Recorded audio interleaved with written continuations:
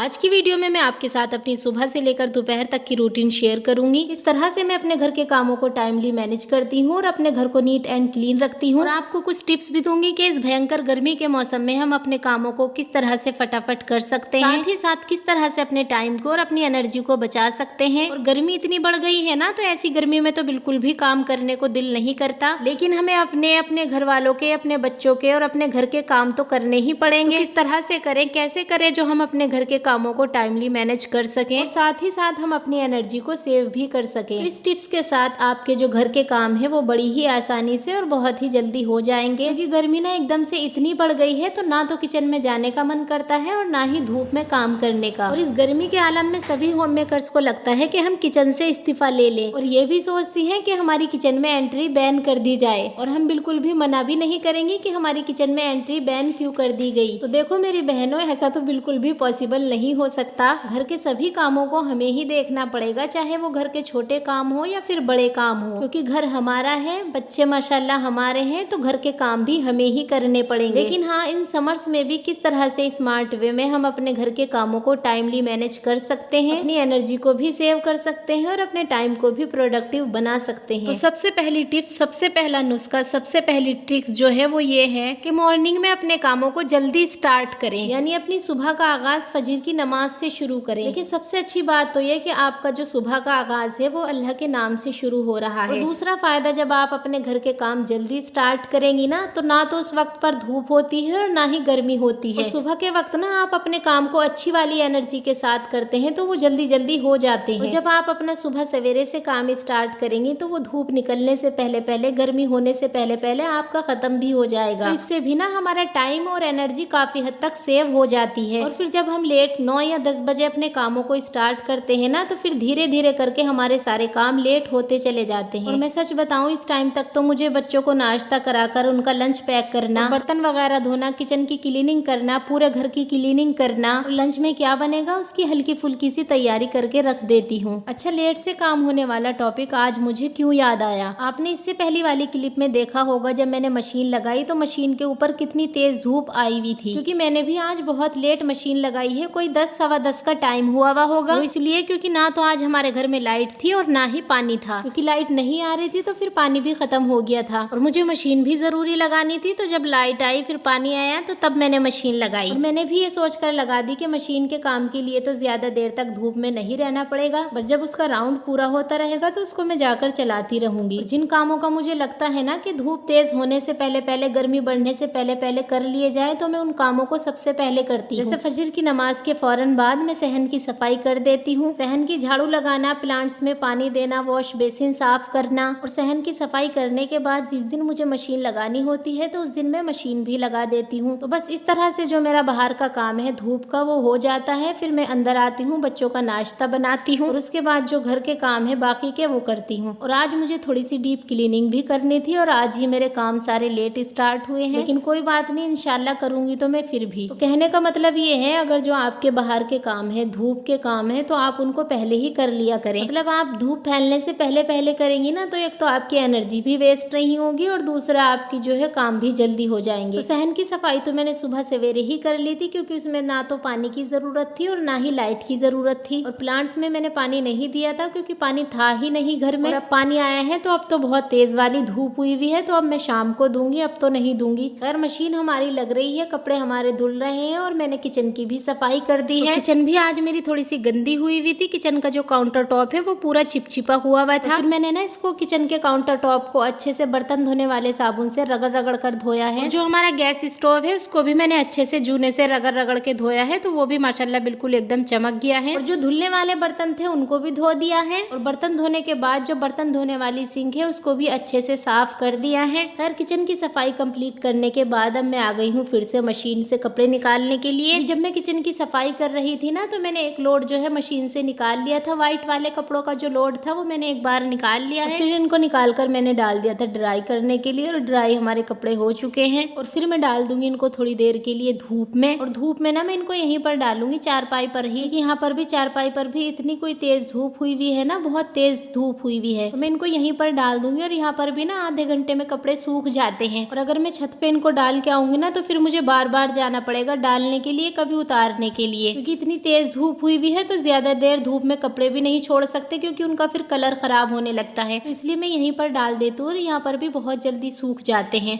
मतलब जितनी देर में दूसरा कपड़ों का लोड धुलकर तैयार होता है ना, तो ये पहला वाला सूख जाता है, इतनी तेज धूप हुई भी है। और मशीन पे से तो खैर चली गई धूप, लेकिन जब मैंने लगाई थी ना मशीन तो बहुत तेज धूप थी। तो मैंने एक लोड मशीन से कपड़ों का निकाल दिया है और दूसरा लोड भी डाल दिया है। और जितनी देर में हमारा ये वाला कपड़ों का लोड धुलकर तैयार होगा उतनी देर में हमारे ये वाले कपड़े भी सूख जाएंगे। और जब ये कपड़े सूख जाएंगे तो इनको उठाकर ले आऊंगी अंदर, और जो लोड धुलकर तैयार होगा तो उसको डाल दूंगी इनकी जगह पर। मशीन चलाकर मैं आ गई हूँ अंदर। तो जैसा कि मैंने बताया है आपसे कि मैं थोड़ी सी डीप क्लीनिंग करने वाली हूँ। आज ना मुझे अपने ये सोफे के कवर धोने थे क्योंकि बहुत ज्यादा ये गंदे हुए हुए थे। मैंने ना इनको ईद से पहले धोया था, मतलब जब मैंने ईद की डीप क्लीनिंग की थी ना तो तब मैंने इनको धोया था। और ये मैंने ईद पे भी नहीं धोए थे, ये मैंने जब रमजान से पहले डीप क्लीनिंग की थी तो तब मैंने ये धोए थे। और ये वाले ना हमारे सोफे के कवर ज्यादा गंदे नहीं होते क्योंकि हमारा ज्यादा इधर बैठना नहीं होता। हम ना इधर बहुत कम बैठते हैं, कभी अगर बाई चांस बच्चों का ही दिल किया तो वो बैठ जाते हैं, ना ज्यादातर हमारा उधर ही बैठना होता है। जो मैंने अभी पहले सोफे का कवर उतारा है मरून वाला, तो इसीलिए ये ना रमजान से पहले धुला हुआ था तो ये ज्यादा गंदा नहीं था, तो मैंने इसको ईद पे भी नहीं धोया था। तो अब मुझे लग रहा था इसके अंदर भी थोड़ी सी धूल मिट्टी जमा हो गई है, तो मैंने इसको भी उतार लिया है। वो वाला मरून वाला मैंने ईद पे भी धोया था, मतलब जब मैंने ईद पे डीप क्लीनिंग की थी। और फिर भी इतना कोई ज्यादा गंदा हुआ था ना, बहुत ज्यादा गंदा हुआ था क्योंकि हम ज्यादातर वहीं पर बैठते हैं। और ये देखे माशाल्लाह हमारी बेडशीट कितनी प्यारी लग रही है जो मैंने बनाई है। और इसको मैंने किस तरह से बनाया है मैंने मिनी व्लॉग में बताया है, इसके बारे में डिटेल में आपने नहीं देखा है और अगर आप देखना चाहते हैं तो आप जाकर देख सकते हैं। मैंने इसके बारे में डिटेल में बताया है। ज्यादा बड़ी वीडियो भी नहीं है, छोटी वीडियो है। और मैंने 2 बेडशीट बनाई है, एक तो ये वाली बनाई है और एक दूसरी बनाई है। देखिए ये वाली बनाई है जो भी पहले वाले बेड पर लगी हुई थी, वो वाली भी बनाई है और ये वाली भी मैंने ही बनाई है। तो अगर आप चाहें तो जाकर देख सकते हैं। और जब मुझे टाइम मिलता है ना तो मैं अपने टाइम को इसी तरह से इस्तेमाल करती हूँ। और मैं ना अपना टाइम अब जाया नहीं करती, कभी कुछ सीखती रहती हूँ, कभी कुछ करती रहती हूँ और कभी कुछ बनाती रहती हूँ। मतलब अपने घर के कामों को टाइमली मैनेज किया और जो फिर मुझे टाइम मिलता है तो उसको मैं कहीं ना कहीं यूटिलाइज करती रहती हूँ, कभी कुछ सीखने में, कभी कुछ करने में, कभी कुछ करने में। इसी तरह से मैं अपने टाइम को अच्छी जगह पर यूटिलाइज करती रहती हूँ। और अभी आने वाली वीडियो में ना, मतलब अभी तो नहीं, 2-4 दिन के बाद मैंने अपनी बेटी के लिए माशाल्लाह गर्मियों के इतने प्यारे प्यारे कपड़े बनाए हैं बहुत कम पैसों में। अगर आप एक जोड़ी भी कपड़े बच्चों के लेने जाएं तो वो कम से कम 250-300 रुपए से तो कम के नहीं मिलेंगे। और 250-300 में उनकी बात कर रही हूँ जो बिल्कुल वैसी होते हैं जो घर में पहनने के होते हैं डेली यूज में। और मैंने ना माशाल्लाह इसके इतने सारे बनाए हैं, इतने प्यारे प्यारे। मतलब अभी सिले तो नहीं है लेकिन जो कटिंग वगैरह है वो मैंने करके रख ली है। देखिए हम होम मेकर्स की ना, हम हाउस वाइफ की यही आर्ट होती है, यही एक कला होती है कि हम अपने घर के हालात को देखकर अपने बजट को कैसे मैनेज करें, हम अपने कामों को किस तरह से मैनेज करें कि हम अपने और अपने बच्चों के लिए टाइम निकाल सकें। देखिए ज्यादा पैसों में तो कोई भी बिना दिमाग लड़ाए, कोई भी बिना मशक्कत उठाए अपने घर के खर्चों को पूरा कर सकता है। लेकिन असल होम मेकर्स वही है जो अपने घर के हालात को देखकर अपने खर्चात को पूरा करे और अपनी चादर में रहकर अपने बच्चों की ख्वाहिशात को पूरा करे, क्योंकि उनको पता होता है कि ये मेरा बजट है और इस बजट में रहकर मुझे ये काम करने हैं। और एक समझदार, बाशऊर और अक्लमंद औरत की पहचान यही है कि वो अपने बजट में रहकर अपने अखराजात को पूरा करे और किसी को कानो कान भी खबर ना होने दे कि चल क्या रहा है इसकी जिंदगी में। पूरे घर की क्लीनिंग मेरी अच्छे से हो गई है और जो सोफे के कवर मैंने उतारे थे वो भी डाल दिए हैं मशीन में धुलने के लिए। और दोनों सोफे की बैक साइड से भी मैंने झाड़ू लगाकर अच्छे से पोछा लगाया है। मतलब पूरे घर की मेरी क्लीनिंग अच्छे से हो चुकी है। और अब हो गया था दोपहर के खाने का टाइम। तो दोपहर के खाने में मैं आज बना रही हूँ मूंग की दाल की खिचड़ी, क्योंकि मेरे बड़े वाले बेटे के ना कल से पेट में बहुत ज्यादा दर्द हो रहा है। पता नहीं गर्मी की वजह से ये क्या, उसको कल से बहुत ज्यादा पेट में खराबी हुई हुई है, इसलिए ना मैंने उसके लिए हल्की सी मूंग की दाल की खिचड़ी बना कर दी है। मूंग की दाल की खिचड़ी ना जल्दी डाइजेस्ट हो जाती है, तो इसलिए मैंने सोचा उसको बना दूं, उसके पेट में थोड़ा आराम आएगा। और खिचड़ी के साथ में मैं उसको दूंगी दही, और दही में मैंने थोड़ा सा नमक, एक खीरा, थोड़ी सी प्याज और एक हरी मिर्च डाली है। खिचड़ी हमारी बनकर तैयार हो गई थी। बच्चे भी आ गए हैं स्कूल से, तो मैंने उनको कपड़े चेंज करने के लिए बोला है। बच्चे कपड़े चेंज कर रहे हैं, बच्चे कपड़े चेंज कर लेंगे तो फिर खाना खाएंगे। और आज मैंने भी देखे काम लेट स्टार्ट किया था, तो लेट ही सारा काम हुआ है मेरा भी, तो मेरा 10:30 या 11 बजे तक काम पूरा खत्म हो जाता है। खैर हो तो आज भी गया, लेकिन वो जो सुबह के काम और लंच के बीच में जो गैप मिलता है वो नहीं मिला, जिसमें मैं एडिटिंग वगैरह करती हूँ। लेकिन कोई बात नहीं, मैं अब बच्चों को खाना खिलाने के बाद अपना एडिटिंग वाला काम करूंगी। तो चलिए मिलते हैं एक और इंटरेस्टिंग से व्लॉग के साथ। अल्लाह हाफिज।